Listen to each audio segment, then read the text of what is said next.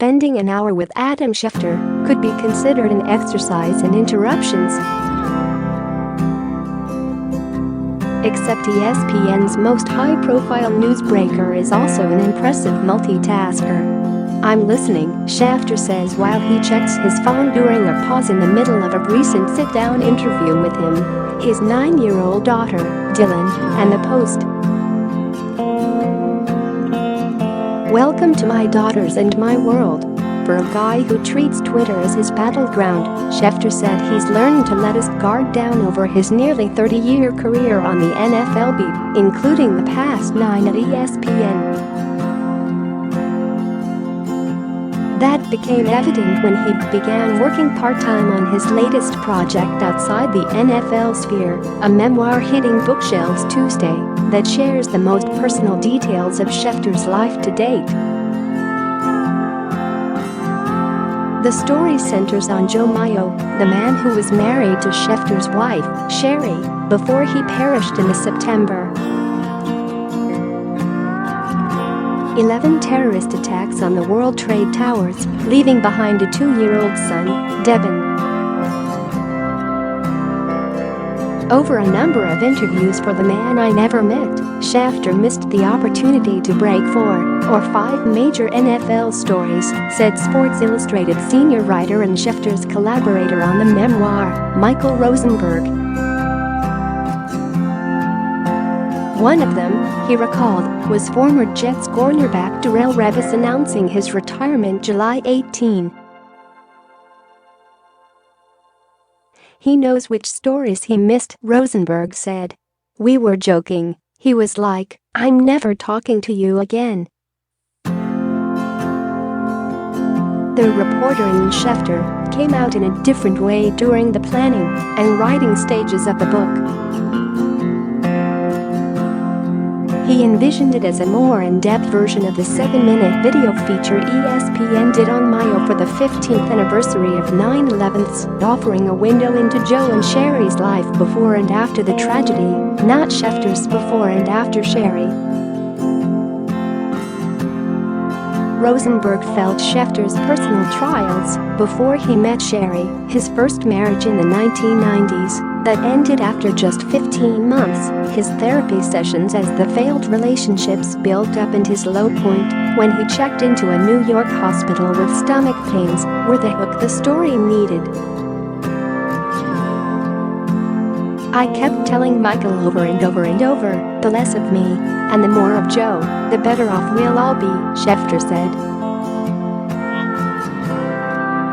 And Michael kept saying, "I want more of you." That was the tug-of-war. The resolution came in the form of Schefter's lifelong journal, which he gave to Rosenberg and told him to use as he wished. Rosenberg said he would often find details in the pages that Schefter didn't remember himself, including a thought Schefter jotted down as he looked out at the World Trade Center from his airplane window the weekend he planned to propose to Sherry. It reads, "Joe, I'm going to be looking out for your family." I sent the plane entry to him, and he was like, "Oh my God," Rosenberg said. "It sounds like something you would kind of make up now, just to work into a book," but that was what he thought at the time.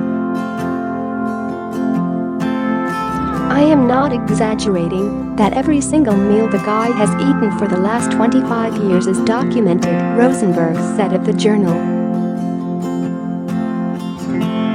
The result was the unaired thing of a deeply private side to Schefter and his family not even some of his closest friends had known before reading The Man I Never Met.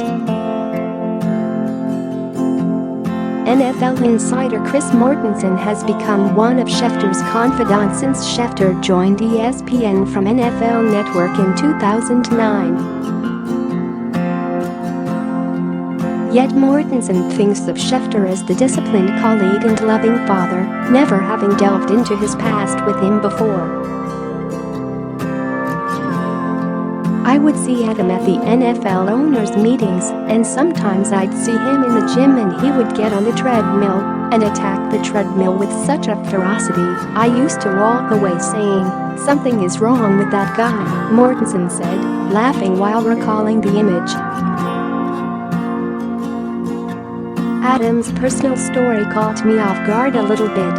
I never would have envisioned him as somebody who felt that much isolation and heartbreak over not having what he considered a companion. What makes it difficult for people to understand who Schefter is behind the guy in a suit and tie rattling off NFL reports on TV or Twitter posts is that I isn't part of his professional vocabulary. At a time when the argument of whether athletes and the media should stick to sports is boiling over, the 51-year-old Schefter tries his best to stay out of the fray.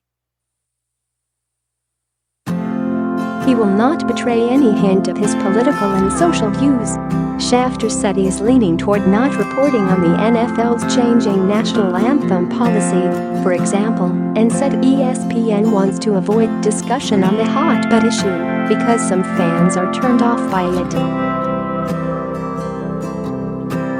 "I just don't think that people care.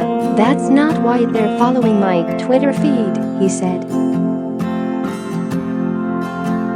"I don't think people have an idea of my political leanings one or another. They don't know who I voted for one way or another. I recognize the highly politicized, supercharged society we live in. I understand how contentious it is and how strong people's opinions are, and I respect that. But I'm not a part of that. It's not my world, even though it is my world." Schefter explained life for him is no longer about looking too far ahead.